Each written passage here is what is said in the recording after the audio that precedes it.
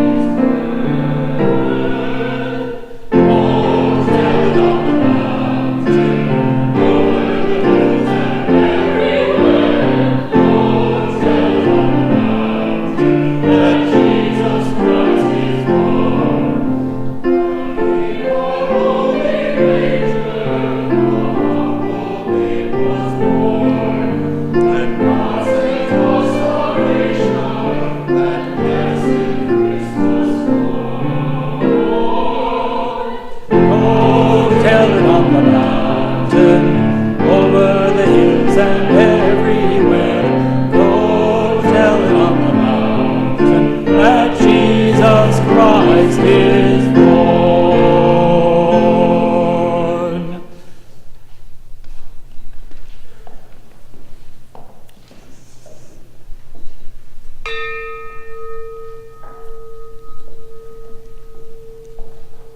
Welcome once again to this Christmas Day service here at the Unitarian Universalist Congregation at Shelter Rock. I'm the Reverend Ned Wight, the interim senior minister here at the congregation, serving with Oscar Sinclair, Natalie Fenimore, and Jennifer Brower. Oscar is serving today with me as the co-leader of our service, and we're very grateful to you for taking time off from your family to do this. Thank you. Please plan to join us for a brief reception in the, I think we're going to have that are we having the art gallery? We have eggnog this year, a little added incentive. I don't know that we have whatever it is you put into eggnog, but some of you may have hip flasks with you, so feel free. Our service next Sunday, New Year's Day, will be about resolutions. And I invite you to come here for this, in this very same place a week from today for that service. We're very grateful to our soloists, our pianist, our facility staff for working on this Christmas Day so that we are able to gather. So as you see them in the course of your wanderings today, please express gratitude to them for giving up of their time so that we can be together. There are many announcements in the order of service, or some anyway, and flyers on the table in the lobby, so I direct you to those announcements. And we now, at this time, invite you to greet your neighbor as we do every Sunday.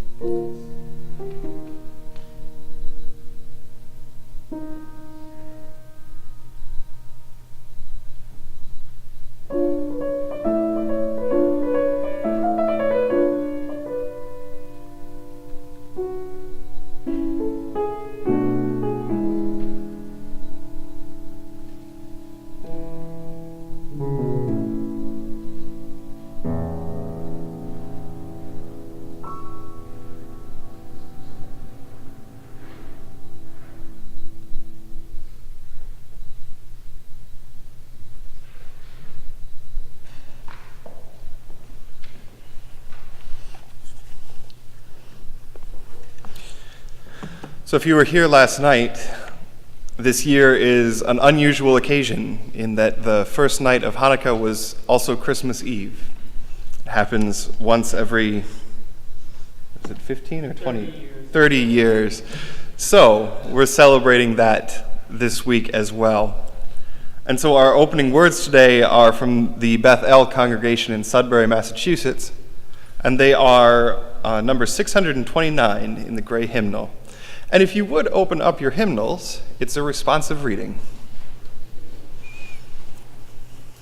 So as we go through it, I will read the upright font, and if you would all read the italics as we come to it.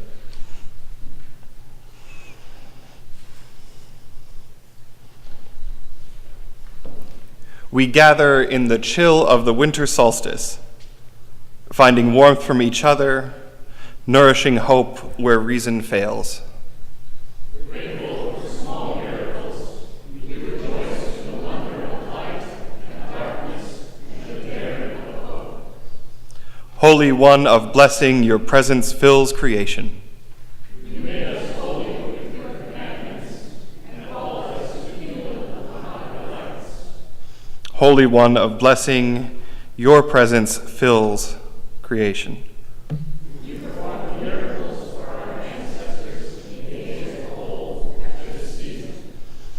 Holy One of blessing, your presence fills creation. You have kept us alive, you have sustained us, and have brought us to this moment. So we begin our time together by lighting both the flaming chalice and the menorah, and we will begin with the chalice, saying, "Blessed are you, Spirit of life, source of light and love, who calls us together in community on this holy day."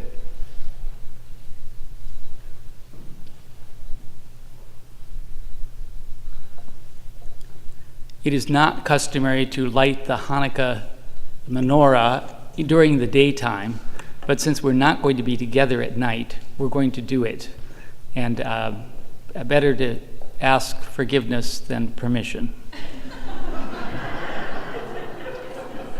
Baruch atah Adonai Eloheinu melech haolam asher kidshanu b'mitzvotav v'tzivanu lahadlik ner shel Hanukkah.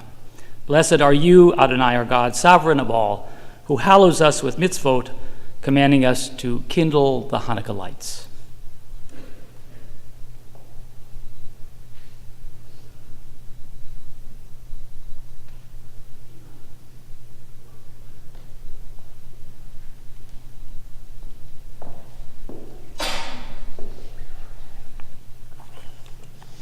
Our first reading this morning is from Jane Jepka, entitled "The Christmas Spirit," from her collection, A Small Heaven.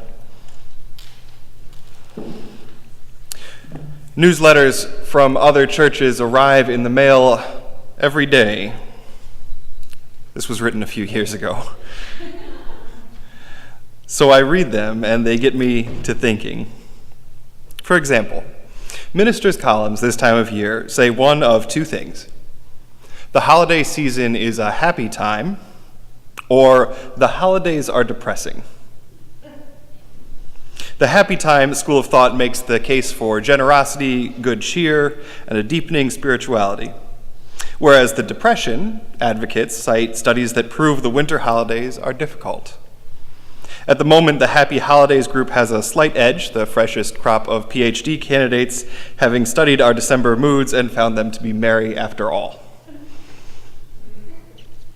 I beg to differ. With no empirical evidence to back me up whatsoever, I'd like to make the case for people being regular people, even when December rolls around. Sure, Mom is frantic after Thanksgiving, but she's a frantic person in general. Brother John is nonchalant about the holidays, but he's always been the laid-back type. Aunt Martha gears up for a family squabble, but remember, she set up a round or two in July. Uncle John is a natural Santa, but he's a sweetie all year long. So in our family, we will incessantly exclaim, "Where's your Christmas spirit?" from Thanksgiving until the 25th. This phrase at our house has always been an obnoxious code for lighten up, it's Christmas time, act merry, not human. So I'm changing the code. This year, Christmas spirit will refer to the fact that we are who we are, merry or depressed, and we love each other anyway.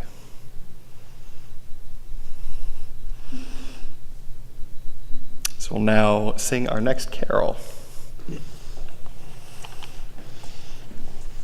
Let's make that number 249, On This Day. This may be a little unfamiliar, although most of you may have heard this at some point. It's Person and Hodie, and it's as you see, based on a 16th century tune and text. So this goes way back. You want to play it through once, Nathaniel, and then we'll sing it.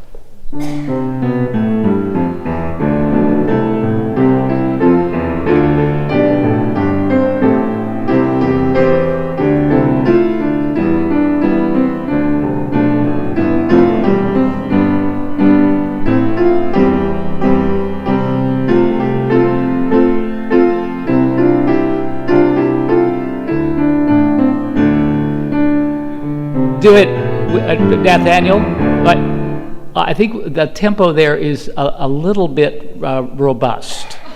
So it's a little bit, it's sort of on this day everywhere. It's sort of like a grand march. So but we got the melody in our ears. So give us that lead in, grand and glorious, and we will, and I think we should probably stand for this if we can. That would be good.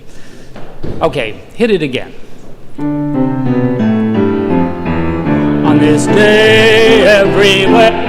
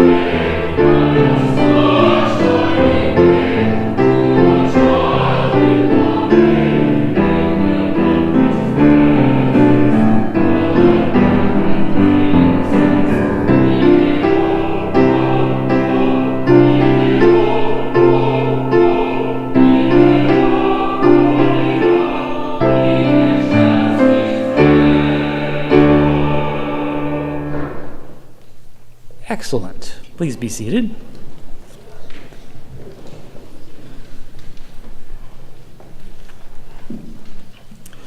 That last hymn was arranged by Gustav Holst, who wrote the Planets and is one of the most magisterial composers in the canon. Our next reading is from Mark Bellatini's Sonata for Voice and Silence. So, gray skies over my head, throw yourselves like quilts over my busy life. and remind me to sit and rest. Stars of winter, Orion's sash sparkling across the heavens, remind me by your distance that compared to the infinity of the universe, every single thing I struggle with on earth is small, parochial, and hardly universal in scope. Great music of the season glowing with angel songs and filigreed with great mysteries remind me that my own birth, like births of all people in this room, was no less mysterious than that ancient and celebrated birth, no less brimming with wonder, for all children that come into the world have lives as precious to them as Jesus' life was to him. So come now, love greater than my longing, silence greater than fatigue of tongues, and haul my heart away from the undue frenzy of the season, and bestow it to rest, proportion, and the haunting dark beauty of winter's long nights.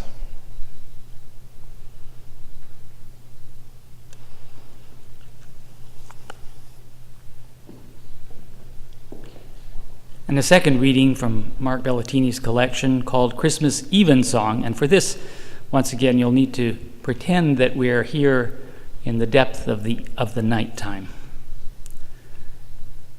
It's the deepest part of the night now. Many mothers give birth this night in Mexico, in New York City, in Kuala Lumpur, in Xinjiang, China, in Tallinn, Estonia. Some are poor, some well-to-do. Some call this time Christmas, some do not. The midnight in Punta Arenas, Chile, is scented with summer roses, and groups of friends in Hobart, Tasmania, gather for mint tea on the patio, commenting on the beauty of Christmas sunsets. Some will never be mothers or fathers. Some will. Close to Irkutsk in Siberia, the dark ice of Lake Baikal cracks, while on the outskirts of Ulaanbaatar, Mongolia, children who have never heard of either Jesus or candles dream of riding horses over the hills. Over Montevideo, the Southern Cross rises bright among the constellations as midnight yields its ancient Spanish carols. Over Montreal, Orion hovers its belt a comforting sash across the icy cold sky. A new mother sees the stars from her hospital bed and smiles. The world is great. The world is glorious, and this wondrous night tells only one small part of its story. Yet I say even this part of the story is great, and each word in the story is great. And the breath of silence between each word, and the silence found at both the beginning and the end of the story, is an emblem of a greatness and a glory yet to be discovered.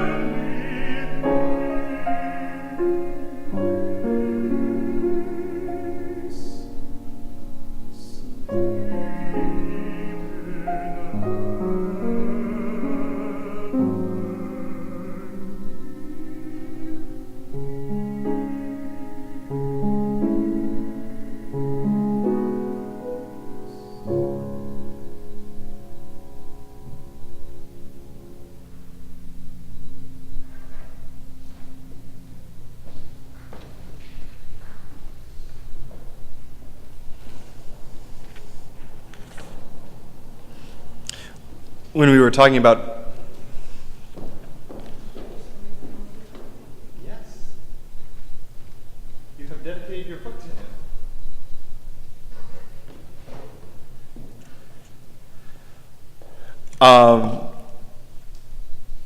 Wow. Do you want to say a couple words about this story before I read it? No, I don't know the story. Or just who this is and yeah.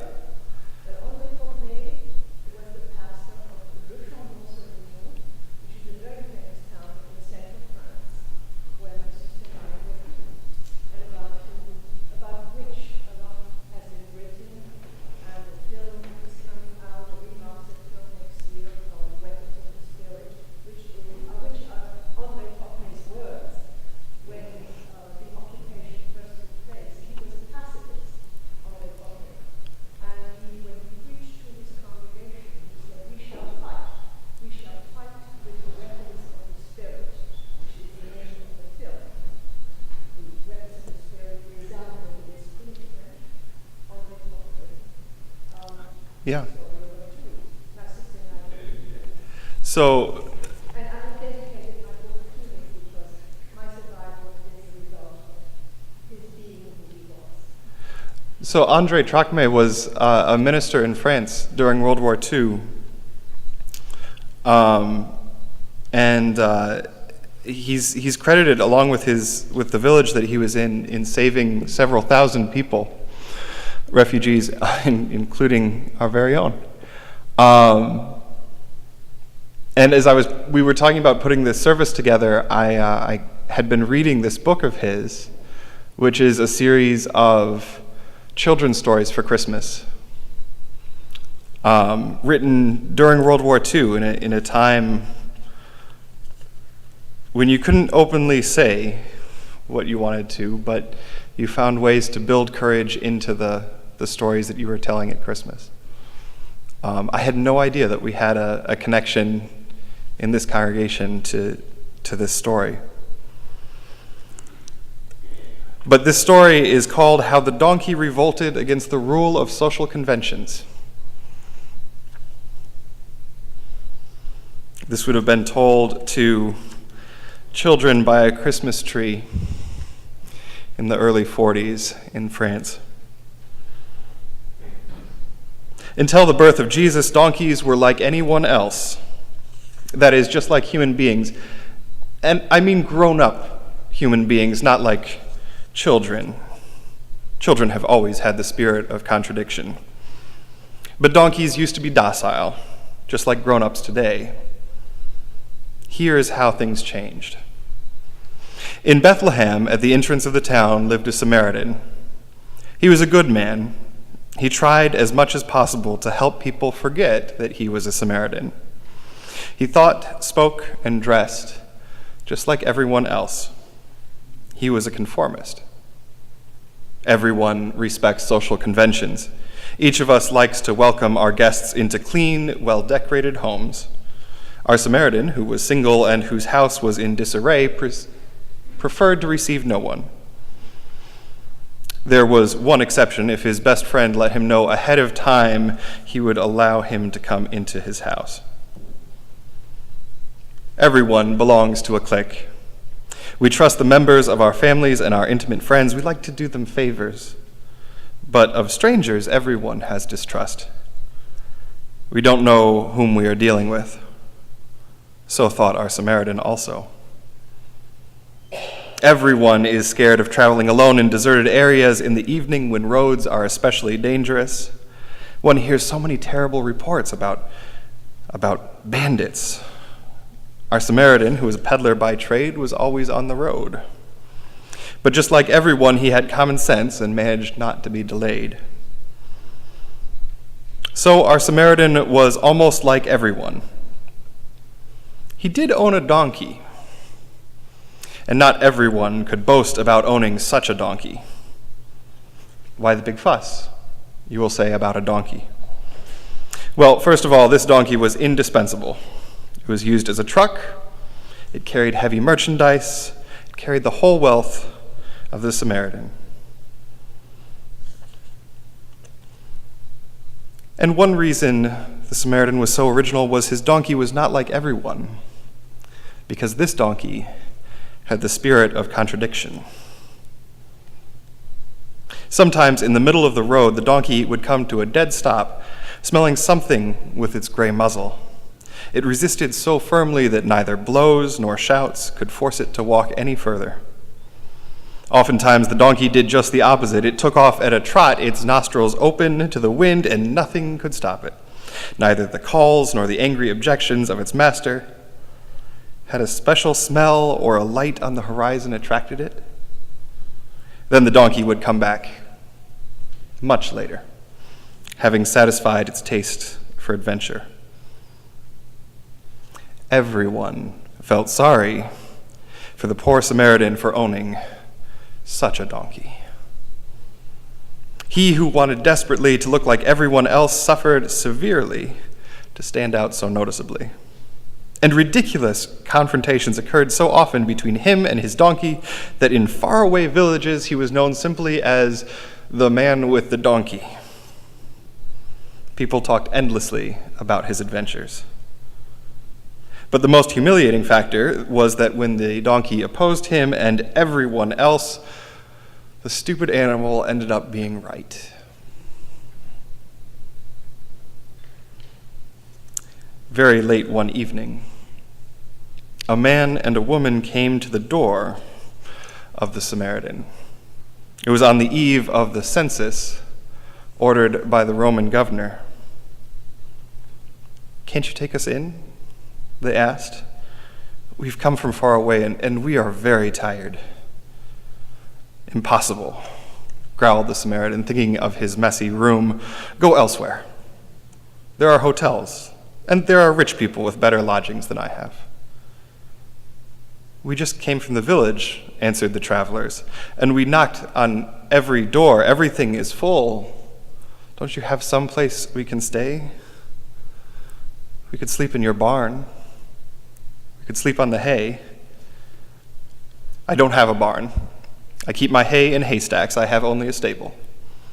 "Oh, put us in the stable," said the woman. "I can't take one more step."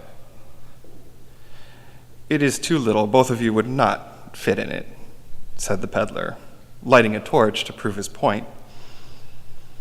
The stable was indeed very small and quite miserable. There was just enough room for the donkey that turned its head and stared at the flickering light of the torch. "You see," said the owner, "it's impossible. If you only managed to put a bale of straw under the manger, we could manage," said the woman. Giving in to her persistence rather than to pity, the Samaritan accepted her idea. He untied the donkey to make it go out to make room. For once it would spend the night under the stars. But the animal decided otherwise and launched a most ridiculous scene of stubbornness. It planted its 4 legs, its eyes protruding, nostrils dilated. It refused to move. And the Samaritan was furious. One really shouldn't let people sleep under the muzzle of a donkey. It's not correct. He kept jerking hard at the halter, swearing at the stupid animal, but knowing its habit, he knew ahead of time that he was not going to make the donkey budge. "Nothing doing," he said after a while. "Leave it there," said Mary with a smile. "We'll get along fine with it." They got along so well, in fact, that the donkey became a quiet and patient witness to the birth of Jesus. Joseph put the newborn child in the manger above Mary. This way, the breath of the dozing animal kept the child warm. Its big body kept the stable warm so that the child and its mother didn't suffer from the cold. When he opened the door the next morning, the bewildered Samaritan discovered that the two travelers of the previous evening had become three. "It is lucky that my donkey refused to go out," he said to Joseph. "The frost was so deep last night that without her in the stable, the newborn child would have surely died." Once more, he murmured on his way home, "It was the donkey who was right, and not me."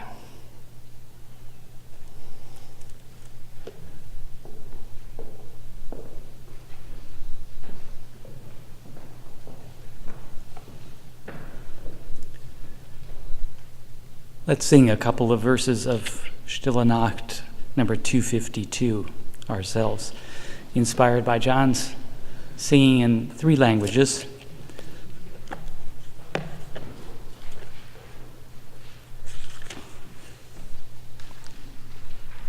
Let's do the first 2 verses, page of 2. Well, are we game for trying it in German? Good, all right. So we'll do 252. Let's do all 3. And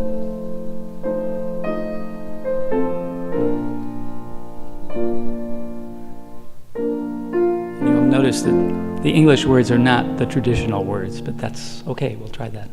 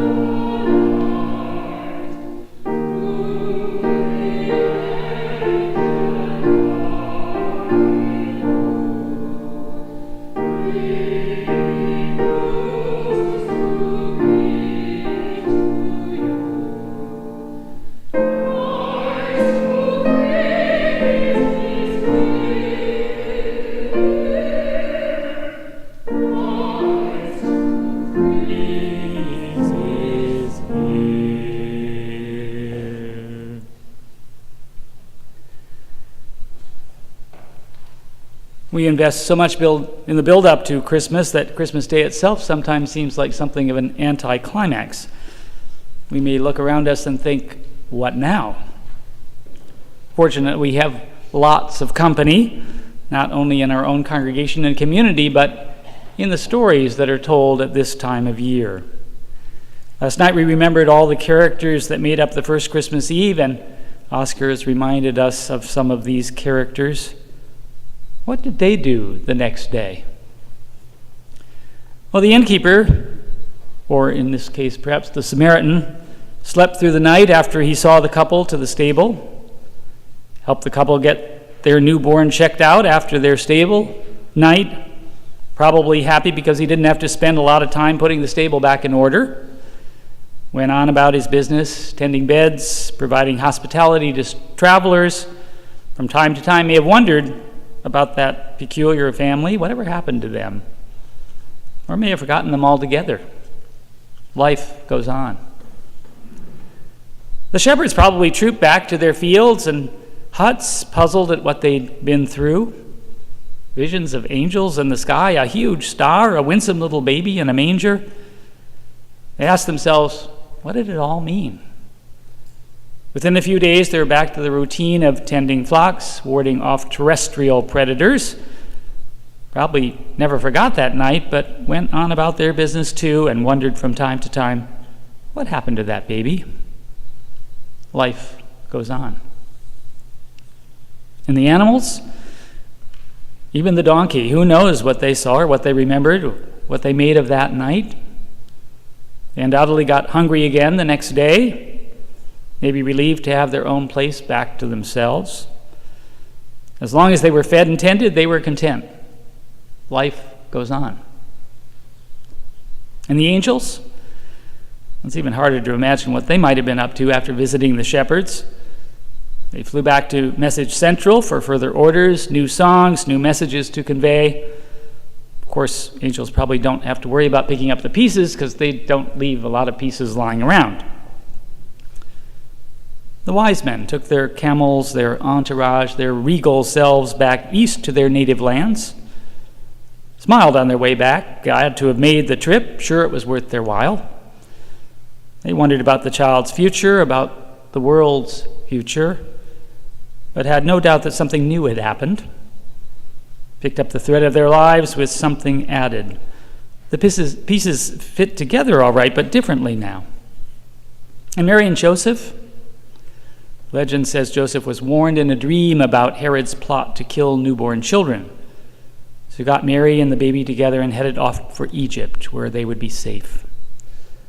Never had a chance to pick up the pieces from that fateful trip to Bethlehem to be registered for the census, or rather wasn't able to attend to business as usual until after Herod died. They could return to Nazareth to take up carpentry and the care of their own household again.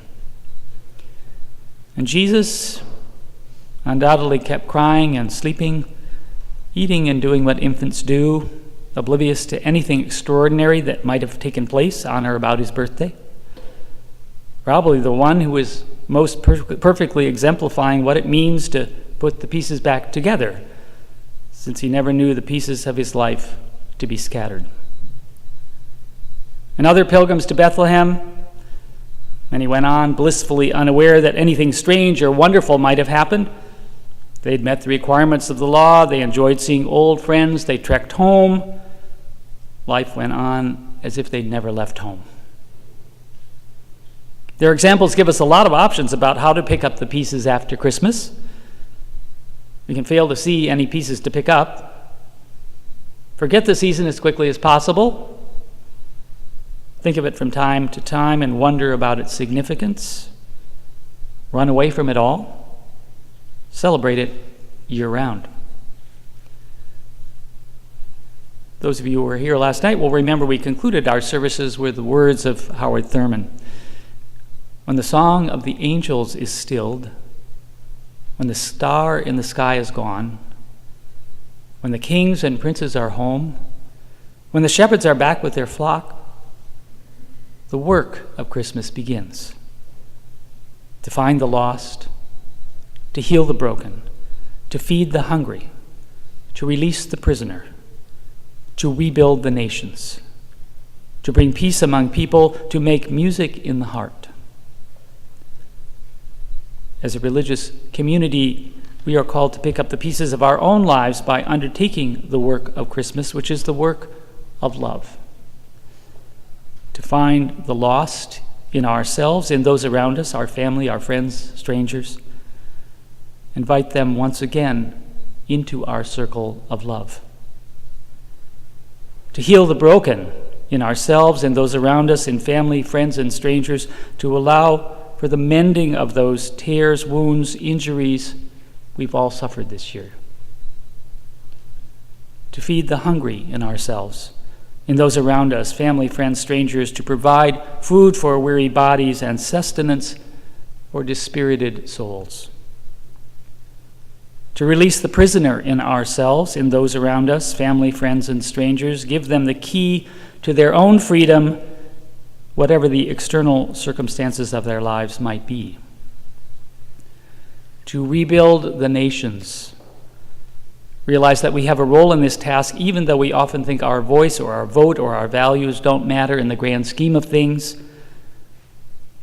As we are poised on the eve of a new year and a new presidential administration, the world needs our vision, our voice, and our values. To bring peace among brothers and sisters, in our families, in our congregation, in the places we live, in this contentious and divided nation. To make music in the heart. Many of us know how different we feel, or how different life feels when our hearts sing. The music is always playing there. It's just that we're sometimes making too much noise to hear it. The music makes picking up the pieces a joy. In this week ahead, maybe take time to breathe deeply, to slow down, to be still enough to listen for the music in our hearts.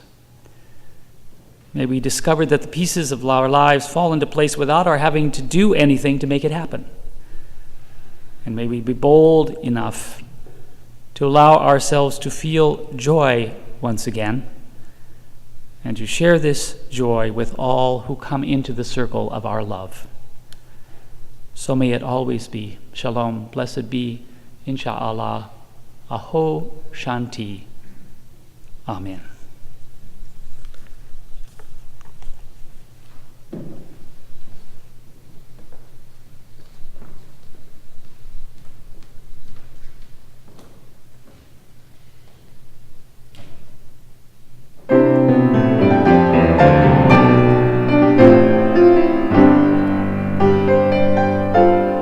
So this is Christmas.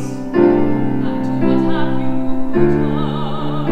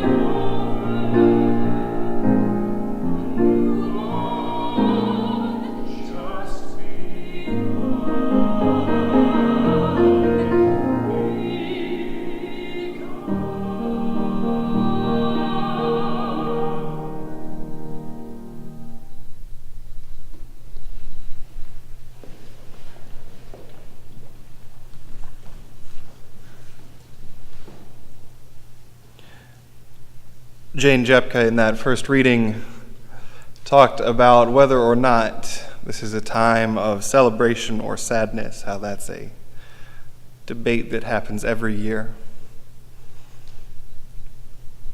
But celebration and sadness go together at this time as in all times. Joy and sadness are woven fine in this life, as Jennifer says so often. And so now, as Nathaniel plays seasonal carols, I invite you that wish to come forward to light candles of joy or sorrow, and whatever is in your heart on this day.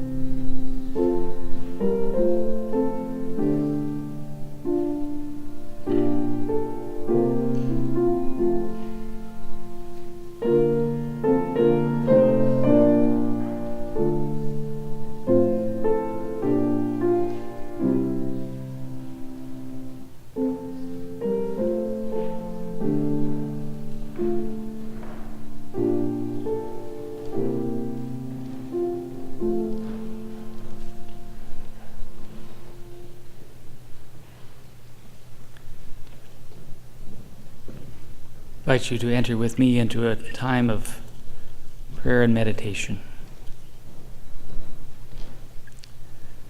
O God, who has ordained both darkness and light, grant us insight, wisdom, and openness to appreciate the gifts of each. May we learn to relish the quiet and peace of darkness in which seeds germinate, in which our bodies rest and repair themselves, in which our minds process the events of our lives, solve problems, and prepare us for the tasks that await us when we awaken. Knowing that darkness is one of your gifts, may we maintain trust and confidence in your presence through periods of darkness in both our physical and inner worlds. We remember this morning especially those places currently immersed in dark times: Berlin, Germany; Aleppo, Syria; Sana'a, Yemen; and all places where violence is casting a long and ominous shadow. May we learn to relish the animation and energy of light in which we cultivate awareness of one another, envision new possibilities for our world, and build communities of love and service to spread the light. Knowing that light is one of your gifts, may we celebrate the gradually lengthening days which inspire us to use our creativity to make the world a better place for everyone. This we pray in the season when we are most keenly aware of the interplay of darkness and light. Shalom. Amen.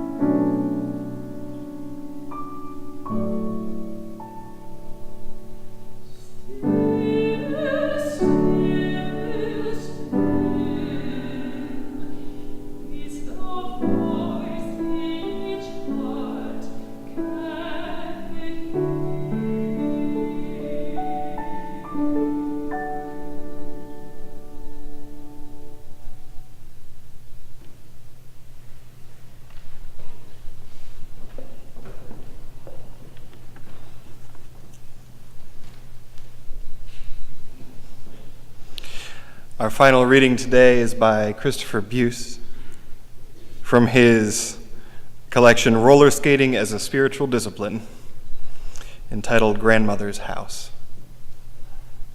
Over the river and through Atlanta traffic to Grandmother's house we'd go.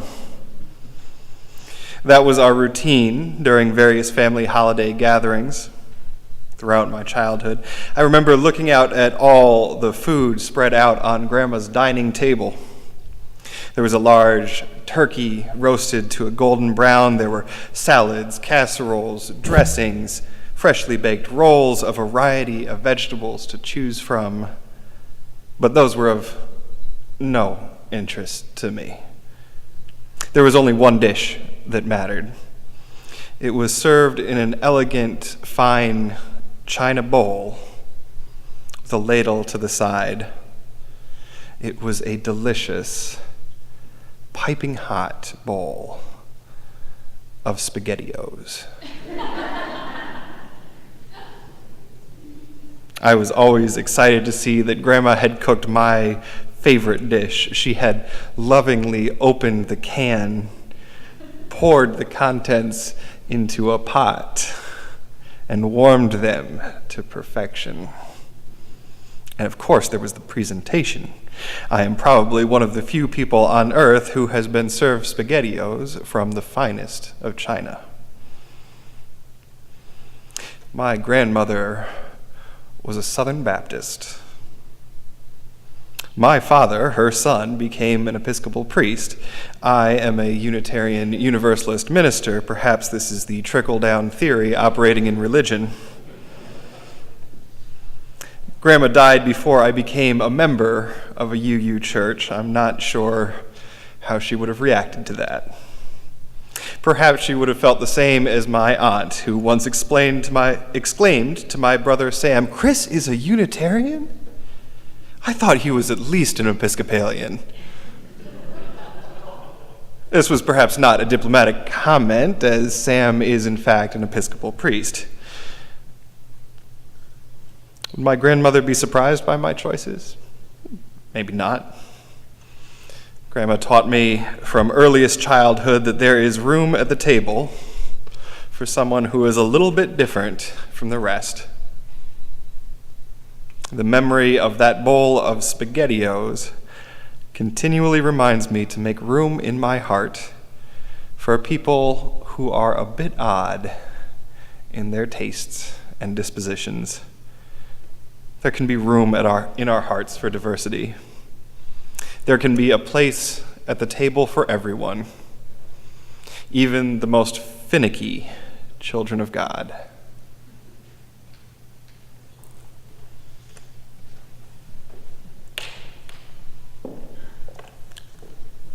What a feast of music and idea we have enjoyed this morning. Sets us up to sing joyfully and with great spirit 245, Joy to the World.